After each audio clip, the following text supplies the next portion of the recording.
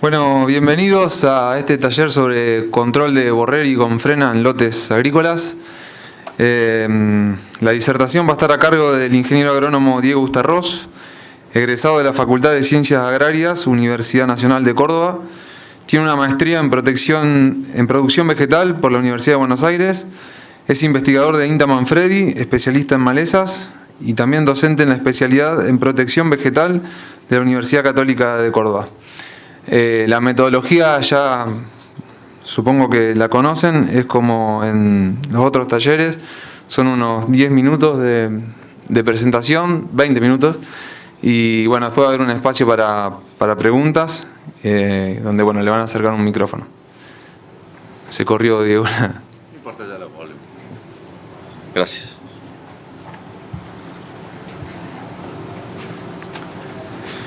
Bueno, buen día. Disculpen si estoy un poco afónico.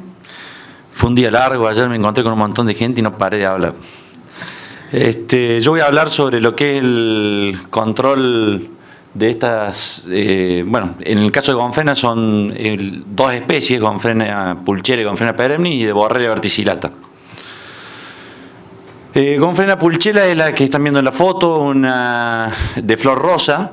Es una especie tolerante de glifosato, que si bien en la bibliografía se comporta, digamos, es una especie perenne, se comporta como una especie anual, o sea, viene todo de semilla, y lo cual es algo muy bueno porque desde el punto de vista del control lo hace mucho más fácil que en gonfrena peremnis. Es decir, ustedes la van a ver en la bibliografía como perenne, una planta perenne, pero se comporta como anual, viene todo de semilla, no hemos visto rebrotes de xilopodium.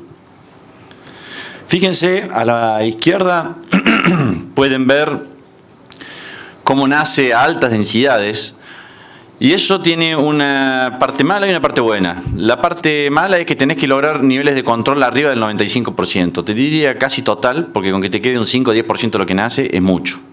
La parte buena es que si lográs un buen control un año y no semilla, lo cual se puede lograr en esta especie, al año siguiente el banco de semillas cae drásticamente, con lo cual en un solo año, si logramos un buen manejo de esta especie o un buen nivel de control, vamos a solucionar en gran parte el problema en el lote. Fíjense cómo nace, esa es otra ventaja que tiene, no nace en forma escalonada como la mayoría de las malezas, no nace en varios flujos que se van dando en el tiempo, sino que explota. ¿Y en qué momento nace? Y bueno, en nuestra zona, en Córdoba, con la primera lluvia, que normalmente se da en septiembre.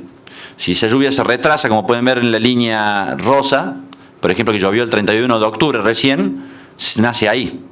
Pero lo importante es que en 20 días prácticamente se completó el 100% de la emergencia de la maleza.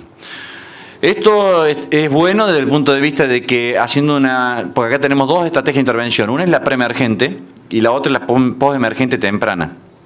Postemergente temprana es de 2 a 4 hojas. Después ya se complica. O sea, a medida que la maleza se hace grande ya ni hay ningún control químico que sea bueno. Tenemos que agarrarla muy chiquita. Y la otra es en preemergencia, que hay excelentes alternativas como vamos a ver, pero es más difícil de encontrar el momento. ¿Por qué? Porque como explota con la primera lluvia y es tan rápido el nacimiento, lo tenemos que aplicar el residual en seco. O sea que lo tenemos que estar aplicando en mi zona a fines de agosto, sabiendo que el año pasado teníamos gonfrena pulchera y había semillado, ya sabemos que va a haber en ese lote. Aplicarlo en seco y con la primera lluvia el residual se va a incorporar y va a controlar el nacimiento perfectamente, como ya vamos a ver. Pero bueno, lo importante es que aún en postemergencia, en 20 días, 20-25 días ya nace todo, y cuando las plantas más grandes tienen 4 hojas, ya normalmente no vamos a necesitar una larga residualidad porque es probable que ya esté todo emergida la maleza. Fíjense, es un ensayo de control con herbicidas residuales, en donde la primera lluvia se dio el 31 de octubre, 90 milímetros. Pero yo no apliqué el residual después de la lluvia, apliqué en seco sin que hubiese nada en el lote. Apliqué el 18 de septiembre. Y solamente apliqué residuales, no apliqué nada de glifosato, solamente los residuales que están viendo ahí. A los 40 días después, los productos quedan. Uno cree que si no llueve en 10 días, no va a quedar nada. Fíjense los niveles de control que tenemos con una lluvia de 90 milímetros 40 días después. Y bueno, como pueden ver, no vamos a entrar en tanto en detalle, pero clorimurón 60 gramos, Ligay para esos GCTS 100 gramos o Percutor a 45 gramos, son excelentes estrategias, todo de niveles de ALS. Si les tengo que decir fuera del nivel de ALS, el Capaz MTZ, que es una mezcla de sulfentrazone con metribuzin, también nos han dado muy bien, tanto como residual como postemergente temprano. Entonces, como pueden ver, tenemos niveles de control del 100% o arriba del 90% en algunos productos. Este es otro ensayo en donde, fíjense lo que les digo cuando uno espera la lluvia. Quisimos hacer el control en preemergencia, con residuales. Y cuando fui a hacer el ensayo directamente no llevé nada para controlar lo que estaba nacido, porque dije, si llovió hace 6 días, no tiene que haber nacido. Cuando llegué estaba todo nacido. Llovió el 31 milímetros el 4 de septiembre. El 10 de septiembre era una alfombra en estado de cotiledón. Y en 20 días ya había nacido todo. O sea que si yo hago un buen control postemergente con no más de 4 hojas, las plantas más grandes, tengo buenas alternativas de control. En este caso está hecho en estado de cotiledón y sí hubo algo de nacimiento luego del momento de la aplicación. Nuevamente, fíjense, lo mismo pareció a lo que vimos antes con los residuales. Se destaca Ligay, paso GCTS, Percutor, ahí a 35 gramos, Clorimurón, y lo que les mostraba, el Capaz MTZ, que es una mezcla de sulfentrazone con metribuzin. ¿Qué pasó con atracina, con prometrina? Atracina tiene un buen control, efecto de contacto, sobre todo las plantas que están nacidas chiquitas, pero a medida que pasan los días cae el control porque los nacimientos nuevos algo hay de escape hay. Y en el caso de prometrina hay algo de escape de lo que estaba en estado de cotiledón, pero también de los nacimientos nuevos. Igual tiene control sobre la maleza, pero no se destaca tanto como los tratamientos que están a la izquierda, ¿no? Algo que me interesaba mostrarles es la máxima eficacia. O sea, se pueden obtener excelentes controles de esta maleza de 2 a 4 hojas, pero la máxima eficacia siempre está como preemergente, porque son malezas más chicas. O sea, lo más chico que puedo agarrar es una maleza germinando y después ya de 2 a 4 hojas sería un control postemergente temprano. Fíjense, flumioxacina y sulfentrazone tuvieron una baja eficacia en este ensayo. ¿Por qué? Porque estaban ya plantas emergidas en estado de cotiledón. Pero cuando yo les muestro la diapositiva anterior, en preemergencia tuvieron arriba de 80% de control. Eso les muestra que hay productos como por ejemplo flumioxacina, sulfentrazone, que pueden en preemergencia dar un buen control, pero cuando ya la maleza está nacida el control postemergente es parcial. Y como les recuerdo, esta maleza para lograr un buen control tenés que hablar de arriba del 90-95%, porque con que te quede un 5-10% de lo que nació es mucho. No es como otras malezas. Esto es ya control postemergente en un estado un poco más avanzado, de 2 a 4 hojas, y lo que les quiero mostrar es, hay alternativas. Lo que no hay que dejar es que supere esa altura. No hay que dejar, porque aparte tampoco tiene un nacimiento prolongado en el tiempo, así que no hay razón para postergar la aplicación. Fíjense, glifosato 2,4-D Ligay para soja STS, glifosato 2,4-D atracina, paraquat-diurón, que es el cerillo, la marca comercial, glifosato y HIT, todas son alternativas que han andado bien. Yo, si les tengo que recomendar algo, les diría en lotes que ustedes, ya dijimos, las ALS que andan bien, ¿sí? Percutor, Clorimurón, Ligay, quizás con un herbicida de contacto como saflufenacil sería una excelente alternativa. Van a un lote de maíz, hemos visto controles del 100% en octubre con una mezcla de glifosato, por ejemplo, tordón y atracina, y llegaron totalmente limpios de Confrena a una siembra de maíz de diciembre. No hay problema, es una maleza totalmente manejable con herbicidas. Vamos a pasar a Confrena perennis. Esta especie ya es más difícil de controlar. ¿Por qué? Porque la principal vía de reproducción, a diferencia de la otra, es el silopodio, el rebrote de las plantas del año anterior. Y si bien viene de semilla, viene mucho menos de semilla. Es una estrategia importante la semilla desde el punto de vista de la dispersión. Pero cuando está instalada en el lote, casi todas las plantas vienen de silopodio. Entonces, siempre vamos a hablar de controles parciales. Fíjense lo que es la foto que está a la izquierda. El tamaño de ese silopodio, ¿no? Es imposible de controlar eso. Además que no hay herbicidas sistémicos que sean tan efectivos. Y los de contacto ni hablar. Por supuesto, cuando la planta tiene muchos años y forma un silopodio así de grande, no es fácil de controlar químicamente. En la medida que los silopodios sean más chicos y el rebrote no sea tan grande, podemos llegar a manejarla químicamente. Si no, también, aparte, yo les voy a mostrar control químico, pero se han hecho alguna experiencia a nivel de lote y en sectores donde había una alta densidad de la maleza, labranzas reducidas tienen un efecto importante sobre esta especie. Ahí pueden ver a la izquierda una planta que viene de rebrote de silopodio y a la derecha plantas que provienen de semilla, plántulas. Y esto es un ensayo que se hizo de control, esto está publicado, digamos, lo de Gonfrena, Pulchela, toda la información que presenté recién, yo les mandé un trabajo ahora a Presid para que ya esté toda esa información disponible para ustedes.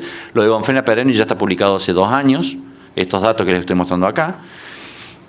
Acá lo que probamos es diferentes mezclas de glifosato con hormonales. Dentro de eso se probó 2,4-D, picloran, clopiralid, fluroxipir, diferentes alternativas que pueden ser usadas para maíz o para soja de hormonales, tratando de ver si había algún hormonal que nos pudiese afectar el silopodio y darnos un control en el tiempo. Y lo que vimos es que los hormonales afectan sistémicamente, hacen un efecto de retorcimiento, la frenan un poco, pero no hay un buen control. Lo pueden ver ahí en los niveles de control, a los 20 días, a los 33, a los 49 va cayendo, ¿no? Que los herbicidas de contacto como paraquat más diurón, el cerillo o glifosato y HIT tienen un efecto muy bueno de contacto, pero un rápido rebrote porque es una maleza perenne. Y a la izquierda, lo que está a la izquierda, la línea negra, son las estrategias de doble golpe, que es lo que químicamente mejor anda. Es decir, el hormonal no la mata, pero cuando lo aplicamos y a los 7 días ponemos un herbicida de contacto, logramos un buen efecto de control de quemado y el rebrote viene mucho más lento cuando yo hago un hormonal con glifosato antes. Fíjense el tamaño del rebrote a los 21 días de la aplicación de paraquat más diurón, que es el cerillo a la izquierda. Esta es una especie muy susceptible de paraquat, con 2 litros tiene un quemado total por más grande que esté, pero después el rebrote, un rápido rebrote como se puede ver ahí. Mientras que si yo hago doble golpe, fíjense el tamaño del rebrote que tiene la planta a los 21 días. Lo que sí, siempre tenemos que hablar de control parcial. Vamos a convivir con esta maleza si hacemos solamente control químico. Una alternativa podría ser el control mecánico, quizás la implantación de algún cultivo de invierno para retrasar los rebrotes, pero en control químico es parcial. No hay nada como en Gonfrena Pulchela para solucionar el problema totalmente.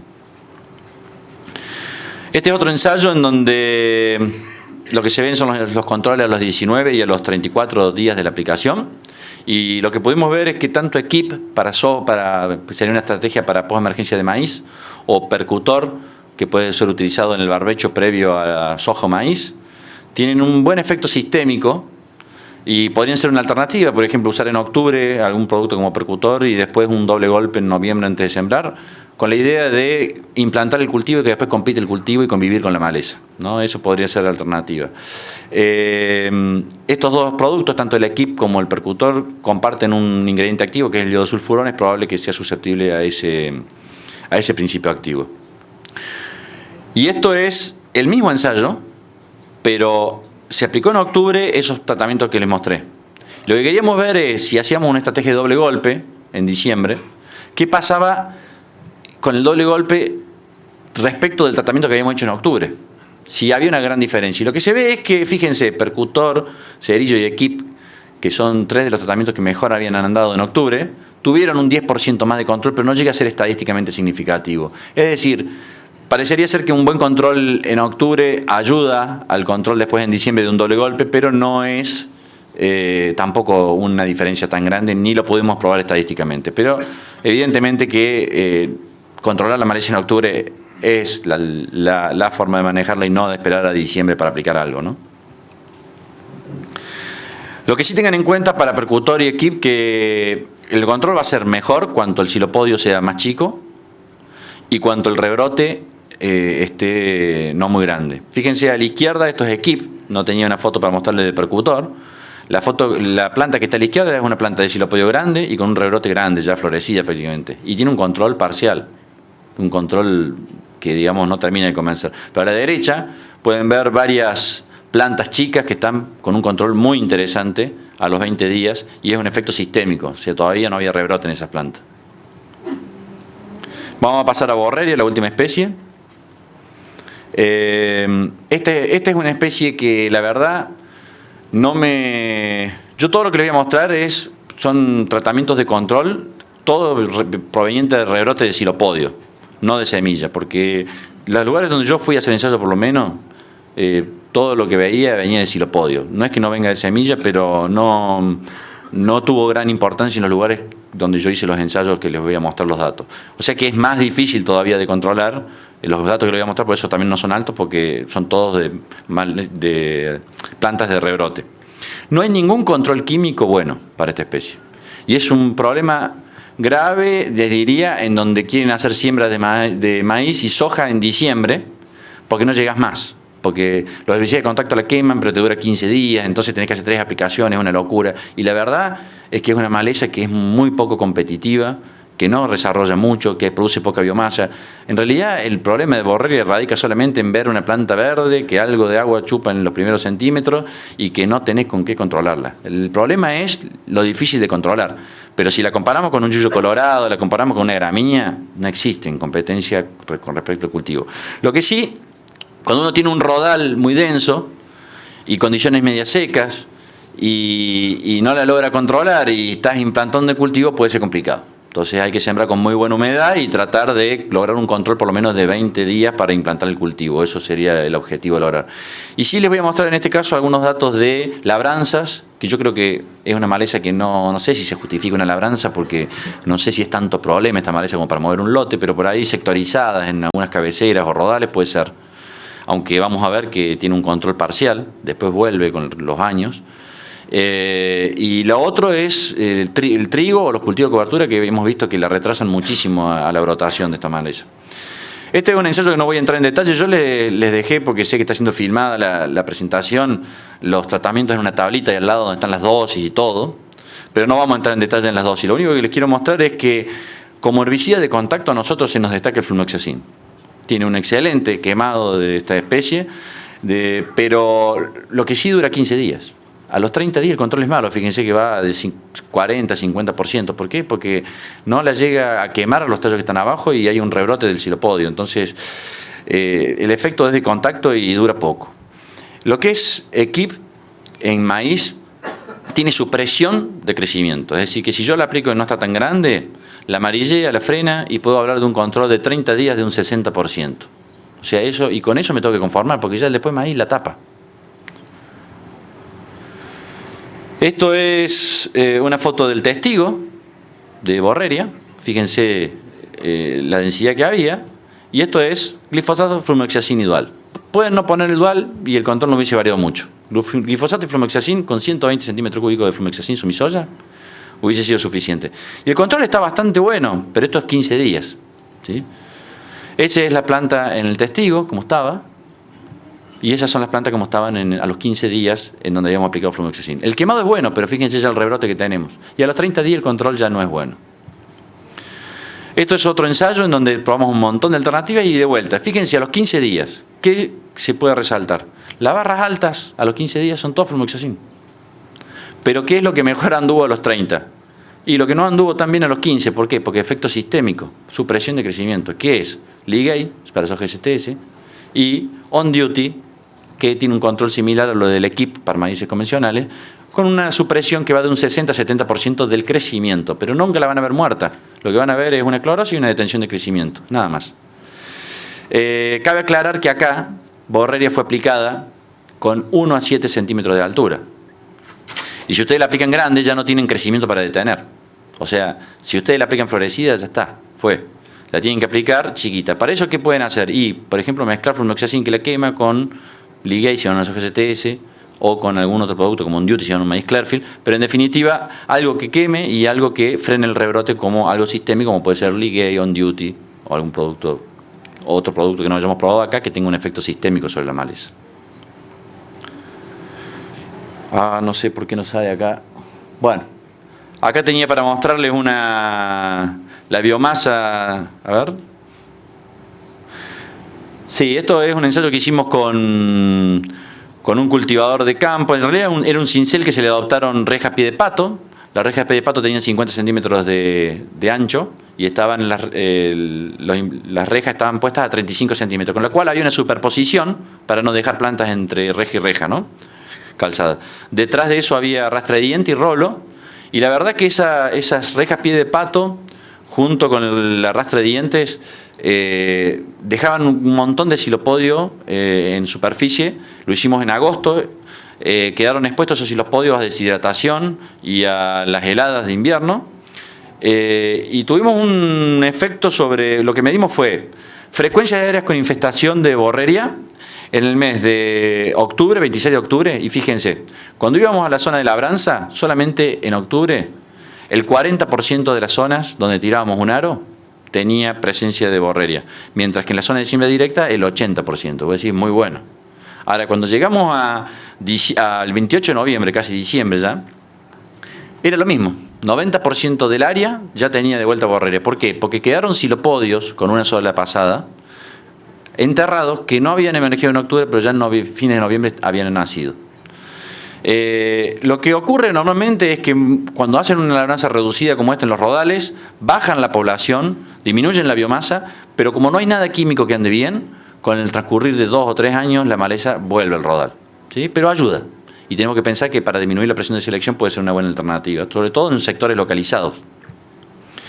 Cuando vamos a ver la biomasa, o sea, como les digo, se hizo una sola labranza, se podría haber repetido quizás la labranza en esos sectores, y se midió la biomasa al 3 de diciembre. Una sola pasada, como les digo, el 15 de agosto, y se midió el 3 de diciembre la biomasa de borreria. Y vemos que se redujo en un 60% la biomasa en diciembre con una sola pasada en agosto de este implemento que les mostré anteriormente. Eso era el testigo, la cantidad de borreria la pueden ver. Eso es donde habíamos pasado esa labranza reducida en agosto. La foto está sacada el 14 de noviembre. Por último, les quería mostrar es un ensayo donde habían sembrado trigo, tenían problemas de borreria, y lo que decidimos hacer es secar el trigo temprano, tipo barbecho, inicio de macollaje. Al principio apenas nació el trigo lo secamos, eso sería como un barbecho. Después secamos el trigo en hoja bandera como si fuese un cultivo de cobertura, y dejamos una franja como trigo para cosecha. Y fuimos monitoreando, yo no le voy a poner los datos acá, frecuencia de infestación, número de plantas, biomasa de plantas. Y la verdad que el número de plantas no cambió mucho. Lo que sí vamos a ver que cambió mucho es la biomasa para un mismo momento, porque retrasa muchísimo la brotación un cultivo de trigo de esta maleza. Como pueden ver ahí, ese fue el momento donde se secó el cultivo de cobertura. Fíjense, las parcelas que están marrones fueron secadas con glifosato bien temprano, sería la parte de barbecho. Lo que está en verde es lo que fue secado como cultivo de cobertura, y otras se dejaron trigo para cosecha. Bueno, el trigo fue secado el 29 de septiembre en hoja bandera y produjo 3.900 kilogramos de materia seca por hectárea. Ya en ese momento, al 29 de septiembre, en las parcelas de barbecho, o sea, donde el trigo ya se secó temprano, apenas nació, ya estaban haciendo borreria. Fíjense, 29 de septiembre ya empieza a brotar. Y eso es un problema, porque si tengo que sembrar en noviembre, diciembre, tengo varias aplicaciones que hacer porque no hay nada efectivo. Fíjense, ahí no se logra ver bien por ahí, por la foto no es buena, por la cantidad de luz, pero en esta foto pueden ver que las plantas ya no sé si está la fecha ahí, el 16 de noviembre, ya las plantas estaban florecidas de borreria. Mientras que en las zonas donde había sembrado un trigo para ir a una soja de segunda, recién cuando iba a cosechar el trigo ya estaba en humedad de cosecha eso, recién estaba empezando a brotar la maleza. Entonces, evidentemente, el que puede hacer un trigo es una excelente herramienta, y después tenemos lo que les dije de las alternativas químicas, pero sabemos que la soja implantada detrás de un trigo, si uno va a hacer quileras, aumenta la densidad y utiliza alguna alternativa química que me dé 15 a 20 días de control, puede ser suficiente para esta especie. Eso era todo. Estoy listo para las preguntas que me quieran realizar.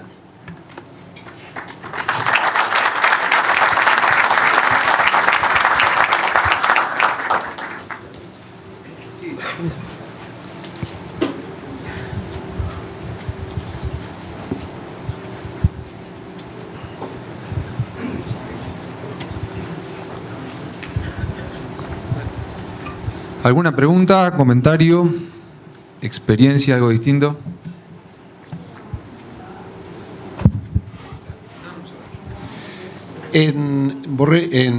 Con Frena perennis, la multiplicación por semilla es importante como la no perenne.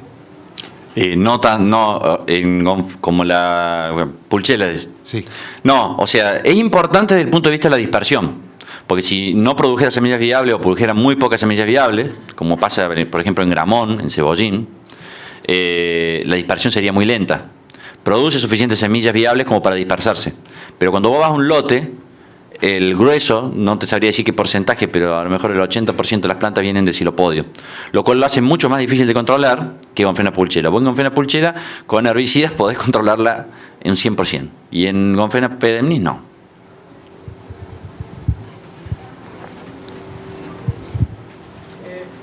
Acá, borrería, ahí en la última el cultivo de cobertura, o sea, cuando vos lo secas en hoja bandera. Cuando vos lo secas ahí en hoja bandera, Sí. ¿sería aconsejable ahí, justo con el secado del trigo, meter el residual para borrería o no? O algo, porque ya estaba rebrotando. Sí, yo te digo, la verdad es que me pasa un poco lo que con borrería, lo que pasa con Gonfena perennis. Yo los lotes donde voy veo que el grueso viene de xilopodium. Con lo cual, yo la verdad que me concentraría en ese caso en hacer una buena aplicación después de la cosecha, antes de la siembra de soja, de algo que logre controlarla lo suficiente como para hacer una buena implantación del cultivo. O sea, yo buscaría ahí secar, esperar unas lluvias para recargar el perfil, sembrar con buena humedad, acercar hileras, aumentar un poco la densidad del cultivo de soja y usar una mezcla. Si van a una soja STS, Flumeoxacin con Ligay, por ejemplo, sería una buena alternativa. El Flumeoxacin para quemar, el Ligay para frenar el rebrote. Habría que ver si algún otro producto sistémico puede llegar a tener el efecto como el Ligay, porque no probamos diclosulam, por ejemplo, y macetapir, quizás algunos de esas para sojas convencionales. Pero básicamente lo que te permite eso es si vos querés una siembra tardía. Yo, en mi zona, si vos me preguntás en Manfredi, yo no soy un fan, o sea, la idea de cultivo de cobertura, yo la estoy empezando a evaluar con vicia mezclado con gramíneas para siembras tardías de maíz. Pero yo no lo veo tanto el cultivo de cobertura para soja en la zona nuestra que se siembra en noviembre. Veo más, en todo caso, el doble cultivo. Yo si tengo humedad, siembro un trigo y después una soja. ¿Y no sería lo mejor o más conveniente, en vez de un trigo que se te va a hacer que define en noviembre, principio de diciembre, una cebada? Yo también trabajo ahí en la zona donde estás vos. Que te libera el lote antes y no tener el cultivo con el rebrote abajo. O sea, vos ya cosechas la cebada antes, entonces podés hacer un control, me parece un poco mejor, ¿o no? Puede ser, lo que pasa es que yo no tengo experiencia con cebada y bueno, y hay que tener claro el tema de la comercialización y todo eso. Yo la verdad que no trabajo con ese cultivo, pero si vos lo estás trabajando y tenés buena experiencia, sería lo mismo. Básicamente tiene que ser un cultivo que te frene, digamos, básicamente lo que hace el cultivo es le disminuye la temperatura del suelo y por lo tanto retrasa la brotación de la maleza. Porque vos hablas mucho de trigo, no es solamente trigo, es cualquier cultivo gramíneo invernal. Cualquier cultivo invernal que te compita, que te ocupe el lugar. Básicamente lo que tenemos que tratar de lograr en los sistemas es mantener la mayor proporción del año con un cultivo creciendo. El problema de eso obviamente siempre es el agua. Cuando vos usás un cultivo que vas a cosechar, bueno, te está tomando agua, pero tenés un ingreso, ¿no es cierto? En un cultivo de cobertura es distinto. Por eso tenés que jugar mucho con el secado, te tiene que acompañar el año para que se reponga el agua que te consumió, pero en un doble cultivo ese problema no es tan así, ¿no es cierto? Si el ingreso entre los dos, por más que te caiga un poco el rendimiento de soja, te lo compensa el cultivo anterior, es una buena alternativa para maleza, es excelente. Gracias. Ya.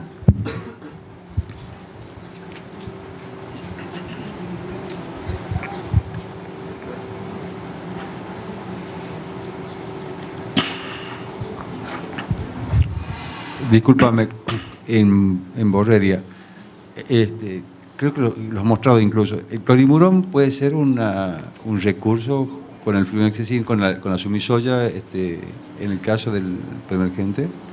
No lo he probado en mezcla con el desecante. Solo no he tenido buenos resultados. Igual que, por ejemplo, algunos hablan, aunque no se debería usar, no está posicionado.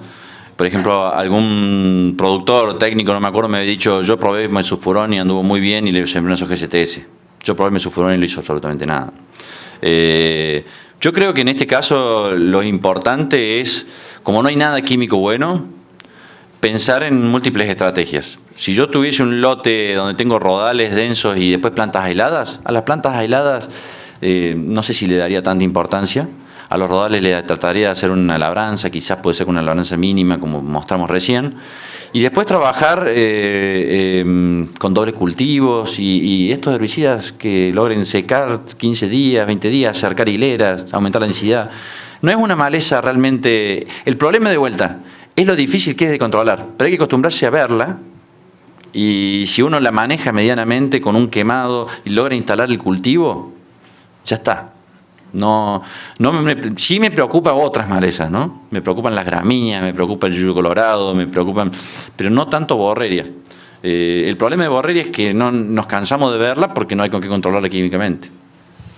En el caso de labranza, si tenés Sí. mala suerte que te llueva enseguida, el problema no se soluciona, sino que se multiplica.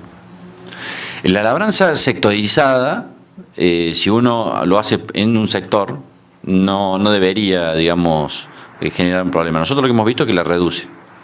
Está bien, pero si la lluvia es enseguida de la labranza, todo eso sí lo puedes prender de nuevo. Si lo haces en un rodal, tenés la posibilidad de volver a repasar en ese rodal.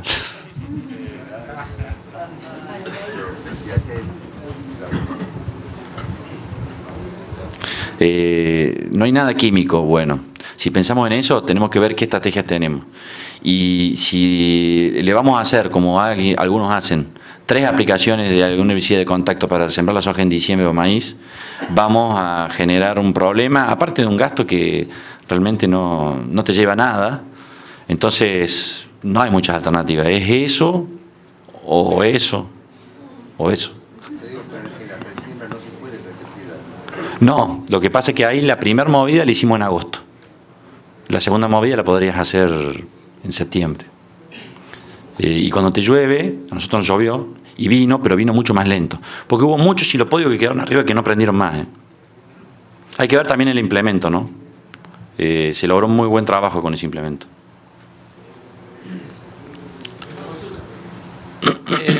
Con frena perennis, ¿qué experiencia tenés en control mecánico? Acá.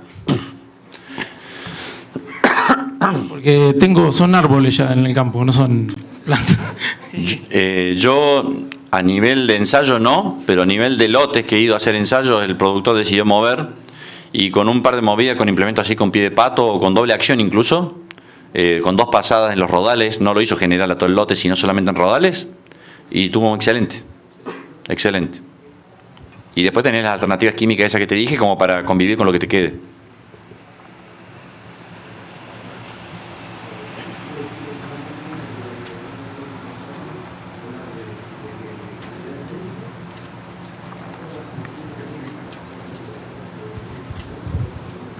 ¿Qué tal, Diego? Buen día. No, que digamos para borreria no hay tratamiento muy efectivo en post-emergencia, pero hay que tener en cuenta, digamos, que en pre-emergencia hay tratamientos y creo que se debería recomendar, digamos, usar pre-emergente para evitar la dispersión. Claro, lo que pasa es que yo, los lugares donde he ido a hacer ensayos, como vuelvo a repetir, provenía prácticamente todo del silopodio. Entonces, como que, no digo que no sea importante el residual, pero nunca pude encontrar diferencias en donde había puesto residual y no residuales, porque el grueso era todo del silopodio. Pero evidentemente que ustedes al norte, a lo mejor les viene mucho de semilla y tienen buenos datos y eso, por supuesto que sería importante, pero no he tenido tiempo de recopilar esa información como para poder presentársela. Les presenté un poco lo que tenía hecho yo, que es, en la mayoría, por lo menos, lo que yo he visto de silopodio.